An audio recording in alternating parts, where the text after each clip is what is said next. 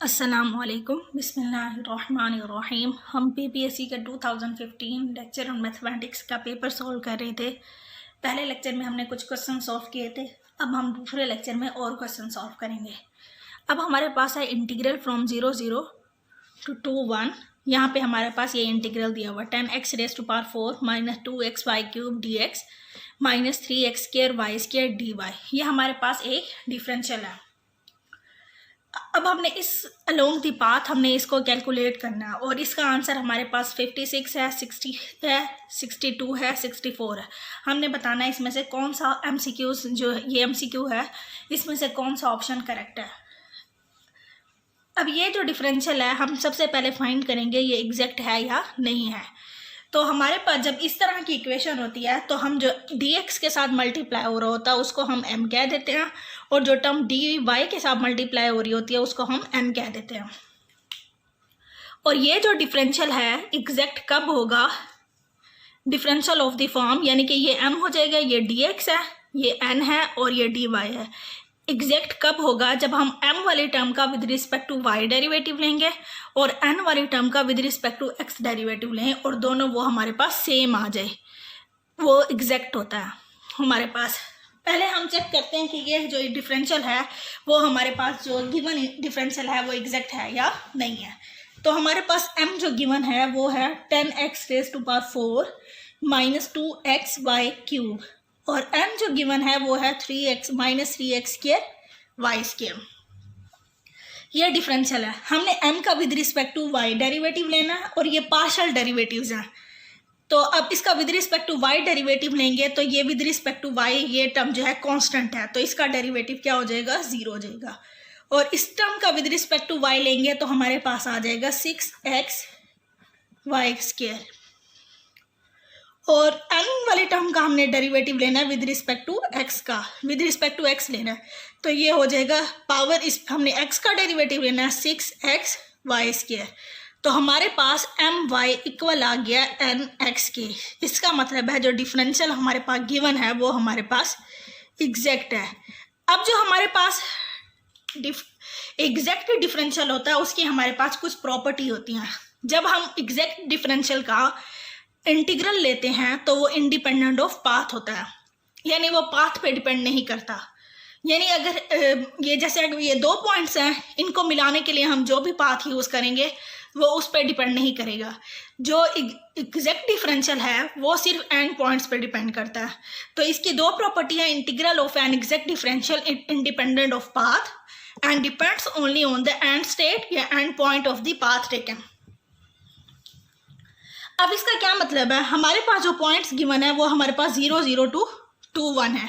ये हमारे पास पॉइंट है 0 0 2 1 हमारे पास इस, ये अगर सपोज 1 0 है, ये पॉइंट हमारे पास होगा 2 0 और ये वाला पॉइंट मैं ले लेती हूँ 0 1। अब ये वाला जो पॉइंट होगा वो हमारे पास होगा 2 1।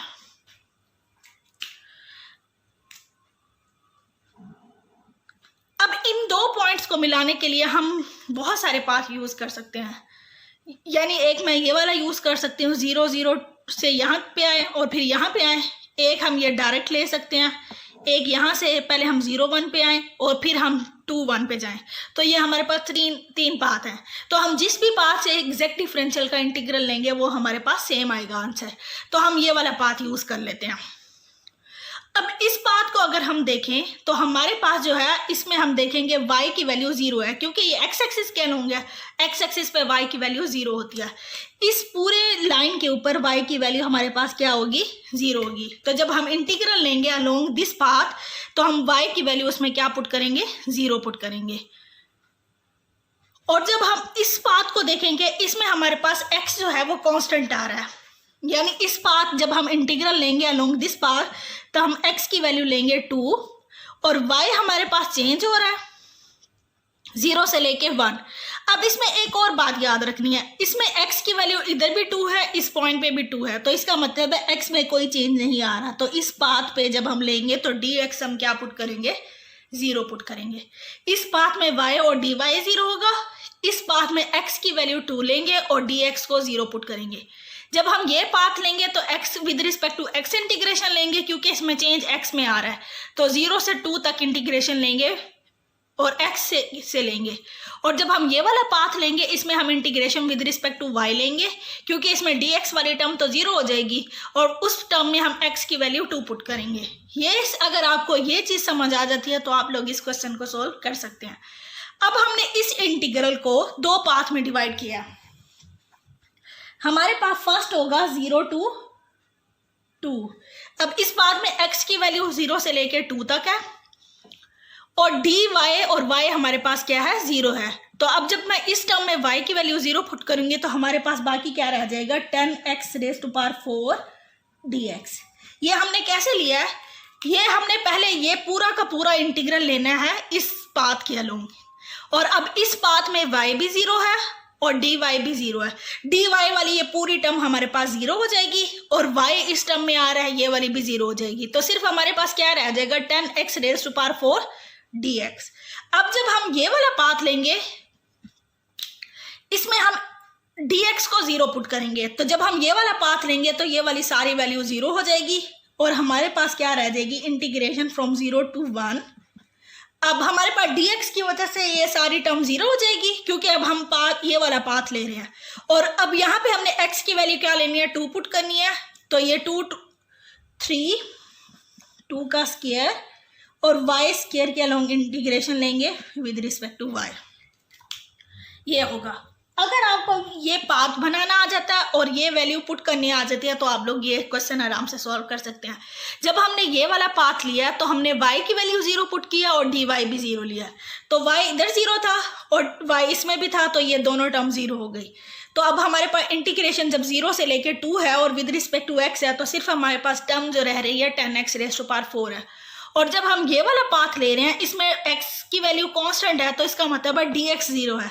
तो जब dx 0 होगा तो ये सारी टर्म 0 हो जाएगी और x की वैल्यू हम यहाँ पे क्या पुट करेंगे, 2 पुट करेंगे।